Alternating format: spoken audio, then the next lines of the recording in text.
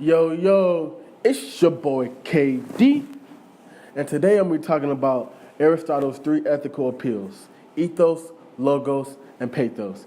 And yes, I know, another class talking about Aristotle, his prehistoric self. I know he probably farting dust right now in his grave. but seriously though, when you talking about that communication drip, that drip, Aristotle ultimately had that. And by the end of this video, you will too. Now let's get into it. Why? Why ethos, you might say? Ethos allows you to offer credibility to your audience. Show your audience that you are perfectly equipped to do the discussion by showing off that I have a PhD in this, or I have an Emmy in that. I have won an award in this. People want to know they're actually listening to someone of importance that has the credibility behind it to show that they're perfectly equipped to do this discussion. Not just an average Joe, blah, blah, blah, blah, blah, blah, in a way, because the audience would be like, so you're spending all this information, but where's your credibility at? Like, you got an award? #1 seller? Like, really, who are you? Because I don't know who you are. And with that ethos, you'll have a connection with that audience.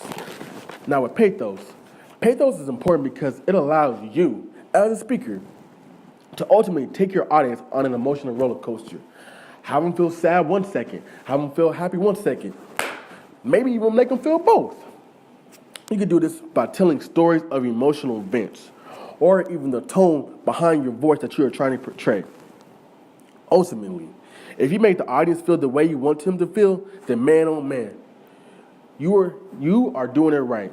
Because with pathos, you will have a deep connection with the audience than any before, because if you have them emotionally attached, man, you got them in the bag.